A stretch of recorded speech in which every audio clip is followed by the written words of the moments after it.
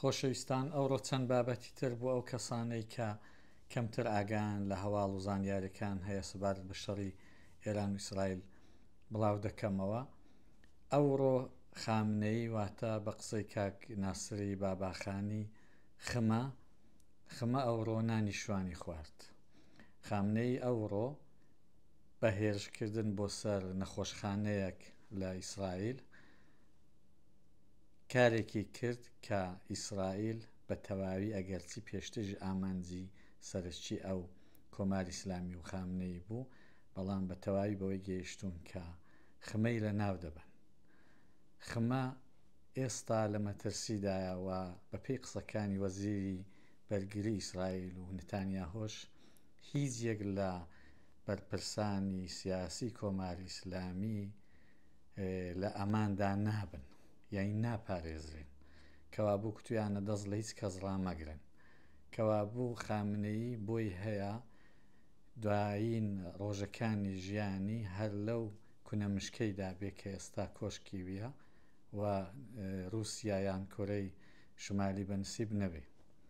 ئەو خەبەرێکی زۆر گرنگ بوو، ئەگەر چی کوشتنی مرۆڤەکان نەخۆشەکان لە نەخۆشخانەکانی ئیسرائیلدا خەبەرێکی دڵخۆشکار نییە، بەڵام لە باری سیاسیەوە ئەوە بە ئێمەی کورد دەڵێ کە ئەگەر جوو خەڵکیان لێگوژرا وا بە هاسانی لێی خۆش نابن و لە کۆتاییدا بە قازانجیمەیە. ئەوە گرینگە کە بە قازانجیمەیە و ئەوەی لەوی لە هەمووی خۆشتر ئەوەیە کە ڕۆژ بە ڕۆژ دام و دەستگاکانی کۆماری ئیسلامی حکوومەتی مەرکەز نابود دەبن.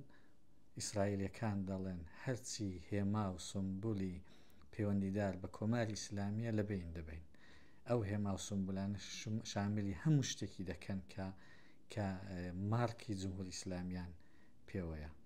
ئەوەش زۆر گرنگ بوو کە دوێنێ لە نیروی ئینتیزامیشیدا ئەوانە باسکی بەهێزی کۆماری ئیسلامین لە سەرکوتی خۆپێشاندانەکاندا، ئەوەی کە خەڵکی تارانێ هەڵدێ و شارەکەی چۆل دەکا لەلایەکی خەبەرێکی خۆش نییە، هەرچەند ڕەنگە پێش بگرێ لە کارە ساتێکی مێژووی کە ڕەنگە بۆ هەمومان ناخۆش بێ، بەڵام لەلایەکی تر چاوەڕوان دەکرا خەڵکی تارانێ خۆپێشاندان بکەن و بەو جۆرەی نەماڵەکانیان بەجێ بێڵن و پێش بەوەش بگرن تووشی لە دەستدانی زۆرتری بنکە و بارەگا نظامیەکان بن کە لە هەر حاڵدا لە حکوومەتی داهاتوی خۆیاندا پێویستیان پێیە. بەڵام ئەوان سەلماندیان کە شۆڕژگێر نین، ڕناوەستن ماڵەکان بەجێ دێڵن، کاتێکیش کە ماڵەکەت بەجێهێشت بۆی هەیە ئەو ماڵان هەموو وێران بن، کەوابوو دیسان بۆی هەیە کارەساتێکی مێژووی ڕوو بدە. بەڵام بە هەر حاڵ ئێمەی کورد کارەساتی مێژوویمان دیون، دەرسمان لێوەرگرتوون، وەکو کۆبانێوانە تەسلیم نەبووینە، پێم وانیە تەسلیمیش بین.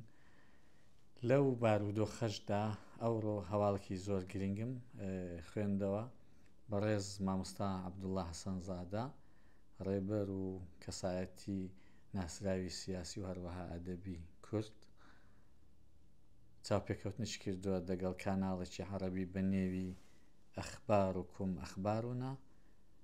لەوێدا قسەی زۆر جوانی کردو، ئەوە زۆر گرنگن بەڕێزان، قسەی کردو، قسەکانی ڕووی لە سەرکردەکانی ئێستای کووردە، باز لەوەی دەکات دەڵێ ڕێژیم ئێستا بڕوخێ چ دواتر بۆشایی دروست دەبێ یان یەکجار لاواز دەبێ. ئەوە زۆر زۆر گرنگە، بۆشایی دروست دەبێ، کەوا بۆشاییمان لە پێشە، بۆشایی حکوومەتی مەرکەزیمان لە پێشە و لاوازی حکوومەتی مەرکەزیشمان لە پێشە.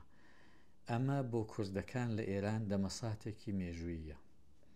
لە کاتێکدا کۆماری ئیسلامی کەوتۆتە نێو تونێلێکی تاریکەوە، چیدی کە قابلی قبول نییە ئەوان یەکگرتوو نەبنواتە ڕێبەرانی کورد، لایەنەکانی کورد، حیزبەکانی کوردی یەکگرتوو نەبن. ئەوە زۆر زۆر گرنگە کە پێمان دەڵێ بۆشایی دروست دەبێ. بەڕێز مامۆستا حەسەنزادە و باقی سەرکردەکانی کورد هەم مێژووی دەزانن، هەم خۆشیان ئەزموونیان هەیە، دەزانن چ کاتێک دەبێت چ قسێکی بکەن. بۆیە دەڵم ڕۆژە خۆشەکان بەڕێوەن، ئەمە لە مێژە لە هەلێکی مێژووی دەگەڕین، چاوەڕوانی هەلێکی مێژووی بووین کە ڕووداوەکان بقۆزینەوە بە قازانج و بە سوودی خۆمان. هەروەها لەلایەکی دیکە ئەو ڕۆژانە زۆر باس لە تەوەهومی قودرەتی خامنەی دەکرێت، وەکو نێوی لە لیستی دیکتاتۆرەکانی کە لە دەست چوون و نابود بوون، نێوی دەو لیستەیدا دێ. ئەوە پەیامێکمان پێدەدا کە خامنەیش یەکێک لەو دیکتاتۆران دەبێ کە ناوی دەچێتە دەمێژوو و وەک دیکتاتۆرێک و بە زووی کۆتایی پێدێ.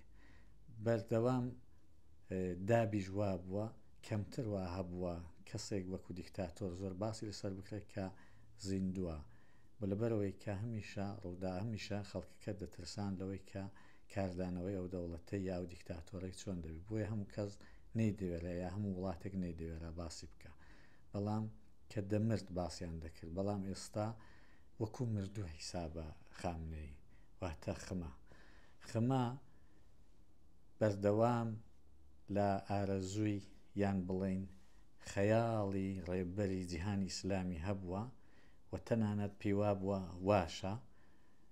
ئەمە لە حاڵێکدایە ئێستا نەک جیهانی ئیسلام بەڵکو وڵاتەکەی خۆشی لەگەڵ نییە و بگرە شیعەکانی وڵاتەکەی خۆشی لەگەڵ نییە، بگرە مەزهەبەکانی وڵاتەکەی خۆشی لەگەڵ نیە، بگرە هەموو حوجەتی ئیسلام و ئایەتوڵڵاکانی لە نێو ئێرانیشن لە هەوزە عیلمیەی خومێنە و لە دەسەڵاتیشدان بگراوانیشی لەگەڵ نییە، کەوا کەسی لەگەڵ نەماوە و ئەو کەسەی کە خەیاڵی ڕێبەری جیهانی ئیسلامی هەبوو ئێستا لە کوونە مشکێکدا خۆی شاردۆتەوە، بۆی هەیە بە زووی چارە نووسیوی وەکو هیتلێر و سەدامی لێبێ کە چەند ڕۆژ پێشیش ئیسرائیلەکان گوتیان هەروەک سەدامی لێدێ و دیسان هەروەک باسم کرد چەند ڕۆژ پێش یەکێک لە سەرکردەکانی فینلاند، وڵاتی فینلاندیش باسی کرد کە بۆی هەیە چارە نووسیوی لە رووسیای بێنی بچێتە رووسیا چاوەڕێی ئەو ڕێبەرانەیە کە خۆی نەیتوانیوە هێزەکان پارێزێ.